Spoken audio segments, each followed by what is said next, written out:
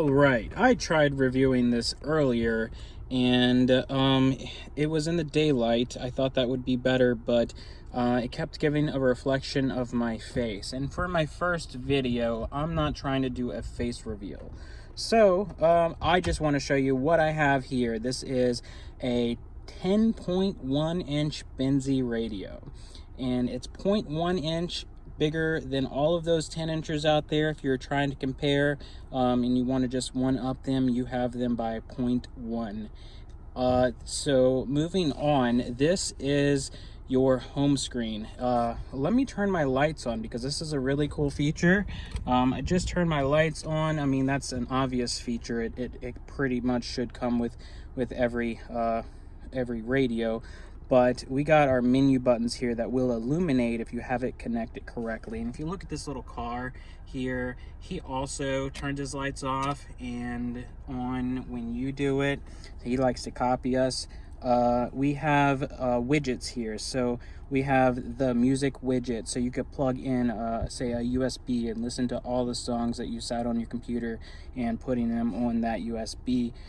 And just plugging it in. You got your Bluetooth right here. That just shows you that you have your phone paired. That's rather straightforward. It does that automatically when you turn on your car. This miles per an hour is pretty accurate. I have no complaints.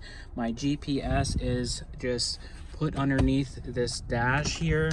I just ran it in the car and put it underneath here so you don't have to see any wires. And the radio, that's not, let's turn that down so I don't get kicked off the internet for that. But you got your presets. That's rather obvious. You got 6 of them, it looks like, and you scroll through. There's nothing complicated about this part of it. But why would you even get a car screen like this if you're just going to listen to the radio? That's where the dongle comes in. You install that, you get CarPlay, but that's not all. You get car settings. Let's move on to that. You have device port. This just shows you where each pin goes and what it means when you're trying to install it. All that comes with the user manual. These are the details. We got 2 gigabytes of RAM, 32 gigabytes of flash. Honestly, that's not the most fantastic for a tablet, but for a car radio, that's plenty enough. I have not had issues with that. No complaints. I'm gonna just keep going.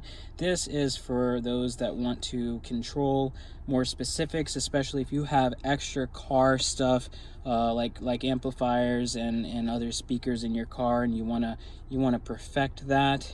You can do that here. You can also click this and kind of move where you want most of your sound to come out of.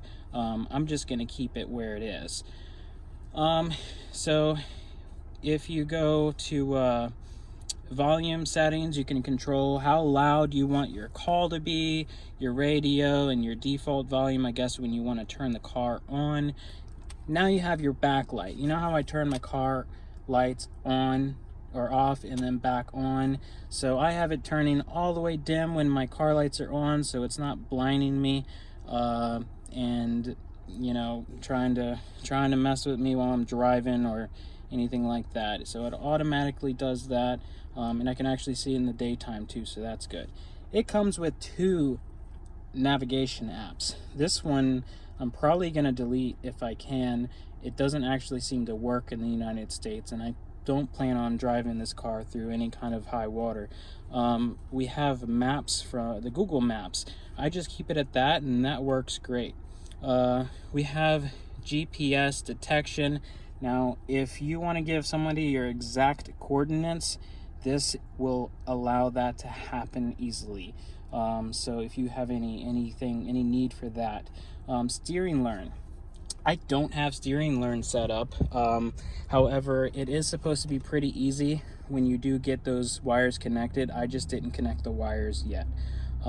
So logo settings, you get to actually go and pick your logo. If I have a Honda, I have I have a Honda thing showing up, but I mean, I'm thinking about changing it to Buick because everybody loves Buicks, right? So we're gonna just change it to Buick now. But let's go back and go to other settings. Now this is for, you know, cars with extra features. I don't think I have any of these features, and no, that's not for the reverse camera. The reverse camera I actually do have set up, so I'm gonna hold the brake and put my car in reverse, and it kicks up. Now you see my driveway. It's probably the nicest driveway you've ever seen, but you know, don't feel too insecure about that. We all can't have nice things. But we're gonna go back out of here and go into this. This is back to the app page. Now, car settings, you can reach here, of course. You can also reach by sliding down this. You can reach it right here.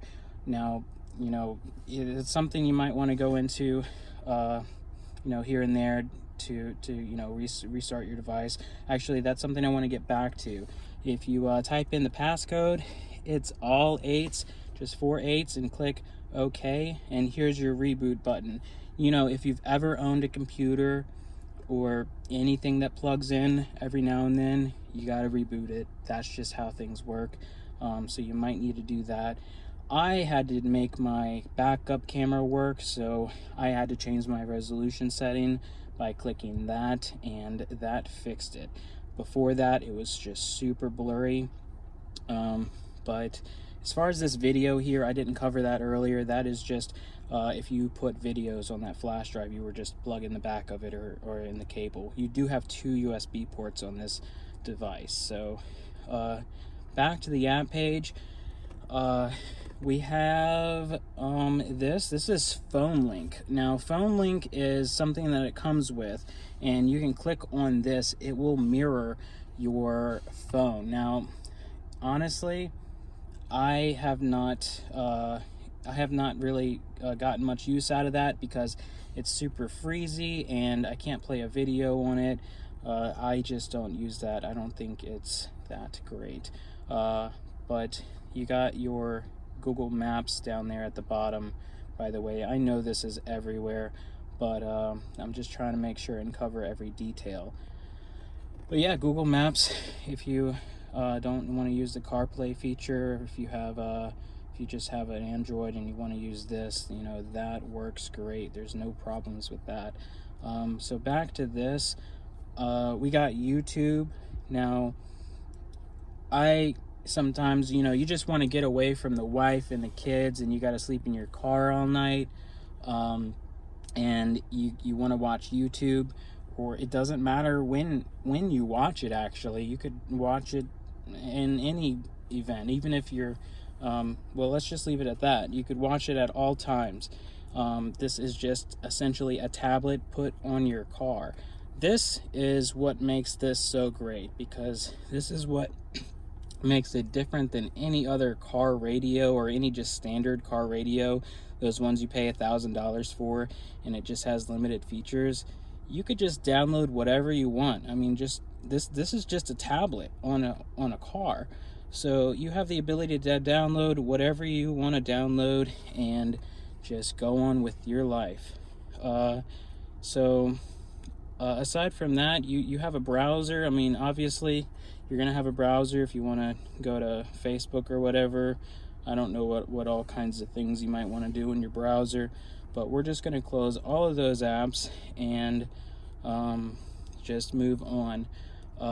So we're gonna just go into settings. Settings is where you would want to connect to Wi-Fi. The Wi-Fi on this thing is great. You just click that, and you know, you can connect your phone to it, whatever you want to do. I've been using this thing for two weeks, I think now, and honestly, I only have like one complaint. Like I notice when I'm driving and my car is like sideways or upside down, it doesn't like rotate. So I don't know if they're gonna fix that in an update, but yeah, just don't turn your car upside down and it should be fine. I mean, you're just gonna have to watch it upside down. I guess it's not that big of an inconvenience. Auto kit. This is something you have to install. This is the last thing I want to cover. So this is automatically connecting to my phone, my iPhone. It also does Android as well, I believe. But with that Binize dongle, it works great. It automatically connects every time I turn my car on. But yeah, this is a really great purchase. This is the really under $200. You can have so much more than many of those $1,000 car radios, because no one's telling you what you can or can't do, or when you can or can't do something. I think it's a great buy. And if you I should have a link down below if you want to buy this. And yeah, if you have any questions, they do have a very helpful support too. So yeah, just ask them. This wasn't too terribly hard to install. It was a tight fit. It kind of got in the way of these buttons here, these knobs, but I was able to figure out a way to make it work. But yeah, the resolution on this, by the way, is good. No complaints there either. But yeah, I think that's everything. Thanks for listening, guys, and yeah, just comment down below if you like the video.